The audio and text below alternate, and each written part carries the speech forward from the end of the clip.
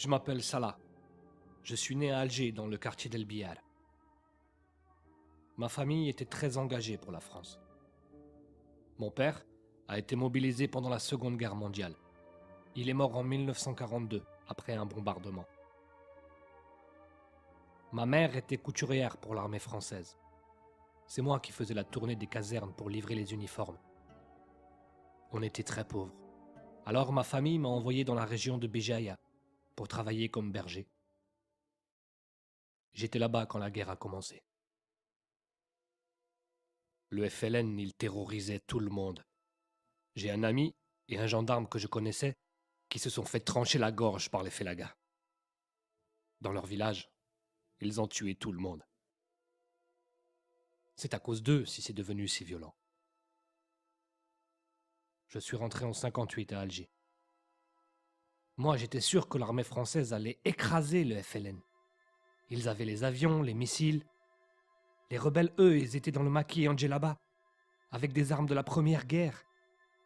C'était pas possible que la France, elle perde contre eux. Alors quand j'ai vu qu'ils cherchaient des gens comme policiers pour la capitale, j'y suis allé tout de suite. J'ai été reçu par le commissaire Courbon. On m'a proposé une bonne paye, j'ai accepté. On nous a donné les uniformes, puis il y a eu la formation.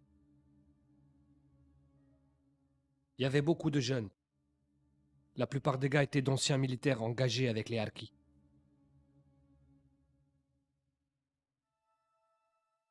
Le 25 décembre 1959, on est parti pour Marseille en bateau avec le capitaine Montaner. Il est resté avec nous pendant toute la traversée. Il nous a parlé de notre mission, de l'organisation du FLN à Paris, que c'était à nous de les combattre, que la France comptait sur nous.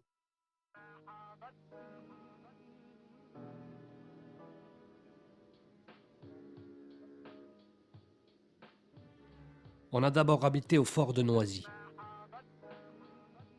C'est là-bas qu'on nous a appris à mener un interrogatoire de manière professionnelle, sans bavure. Puis, on a reçu nos uniformes d'agents de la FPA, uniforme de la police et calot bleu de l'armée. C'est vrai qu'au début, c'était un peu le bordel dans l'unité. Une partie des gars, ils venaient de la montagne, ils n'avaient jamais vu la ville. Alors quand ils ont débarqué à Paris, ça a été un choc pour eux.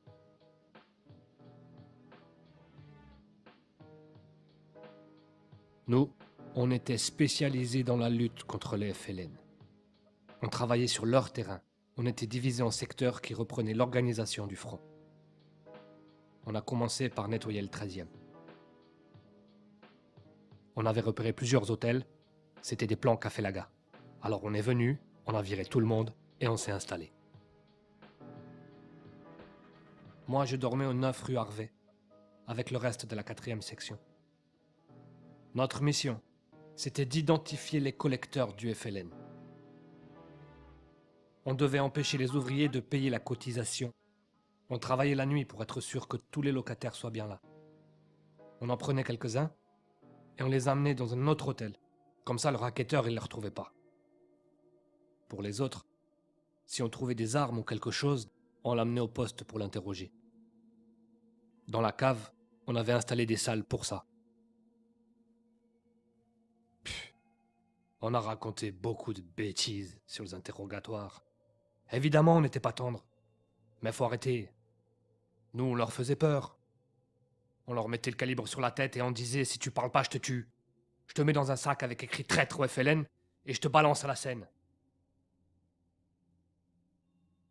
Les gars, ils parlaient. Tout le monde parlait.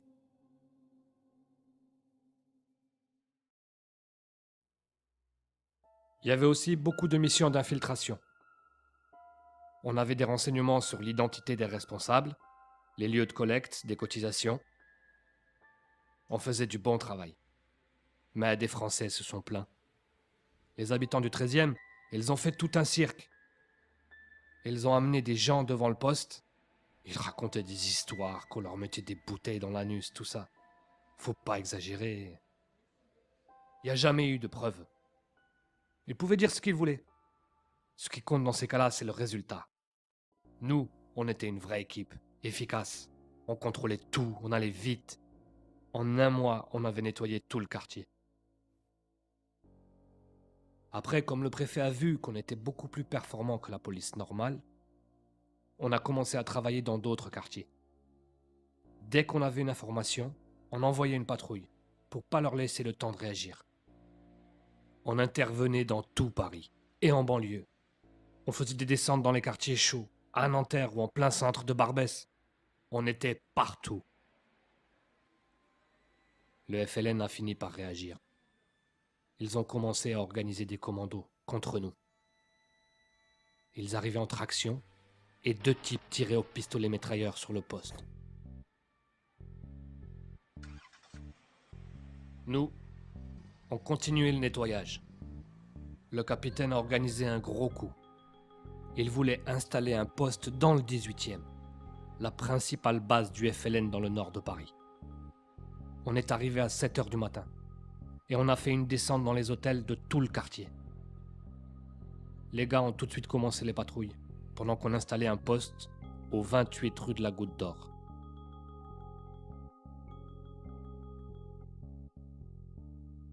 Est inimaginable sans la présence et sans l'action de la France. Je dis que la France a pris ses résolutions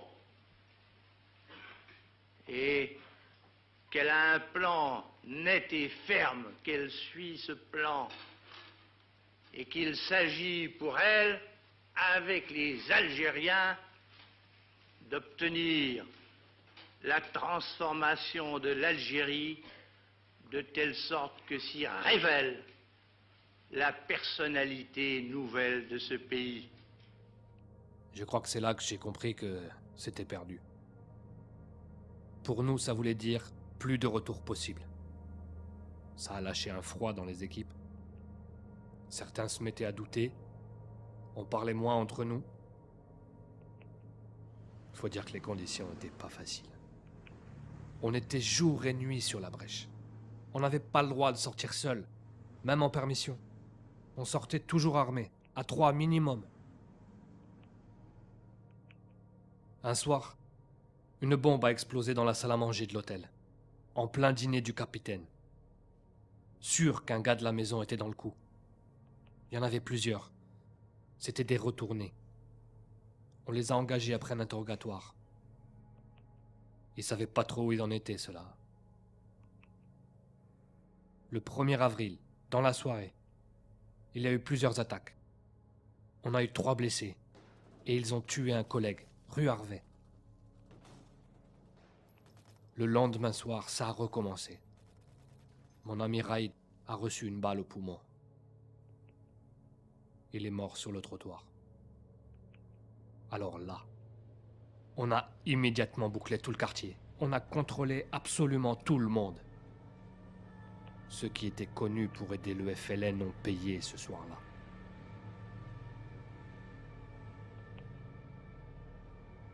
Au poste, c'était tendu. Ça en venait souvent aux mains. Il y en avait, ils étaient paumés. Ils disaient que le capitaine avait menti. Des collègues buvaient en service, fumaient du kiff. Ils faisaient les cons avec leurs armes.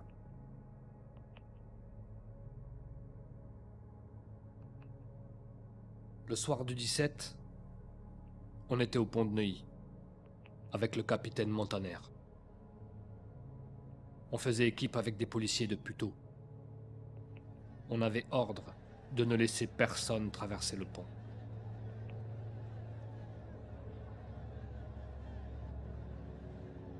Il y a d'abord eu une première vague, qu'on a facilement contrôlée. Après, il y en a eu une deuxième. Ils étaient bien 2000. Ils avaient mis les femmes et les enfants devant pour pas qu'on frappe, c'est lâche. Derrière, il y avait les FLN armés. On a entendu des coups de feu. À ce moment, mon groupe s'est fait entourer. On a été obligé de tirer pour se dégager. Moi, j'ai pas tiré. C'est un type à côté de moi et il a tiré pour nous dégager.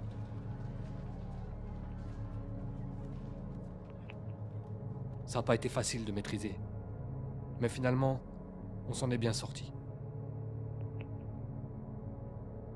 On a passé toute la soirée à tourner dans Nanterre. C'est vrai que ce soir-là, il y a eu de la casse, mais pas comme on raconte. C'était un acte de guerre de la part du FLN. On a réagi comme il fallait.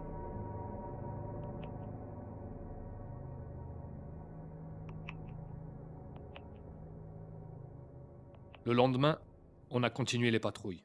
On est allé voir à Nanterre, Gennevilliers, dans tous les bidonvilles, pour chercher les blessés qui se cachaient. On en a ramassé un paquet. La fin de la guerre est arrivée bien vite. Certains étaient désespérés. Heureusement, le préfet s'est occupé de nous personnellement. Il nous a obtenu d'être tous intégrés comme gardiens de la paix dans la police nationale. On avait le choix, mais la plupart d'entre nous ont décidé de rester. Moi, je suis resté dans le 18e. J'ai même eu droit à une promotion. Au début, les collègues français ont eu du mal. Ils supportaient pas que je gagne plus qu'eux. Pour eux, j'étais un arabe comme les autres. Même maintenant, j'ai encore droit à des réflexions. Moi, je suis fier d'être français. Mais la France nous a jamais reconnus. Mon oncle, qui était harki en Algérie, il a été rapatrié. Avec sa famille, ils se sont retrouvés dans un camp. Ils étaient parqués au milieu de nulle part. Certains anciens qui s'étaient engagés pour la France n'ont même pas été accueillis. On les a laissés en Algérie, aux mains des félagas. Moi, j'aurais jamais cru que la France allait les abandonner.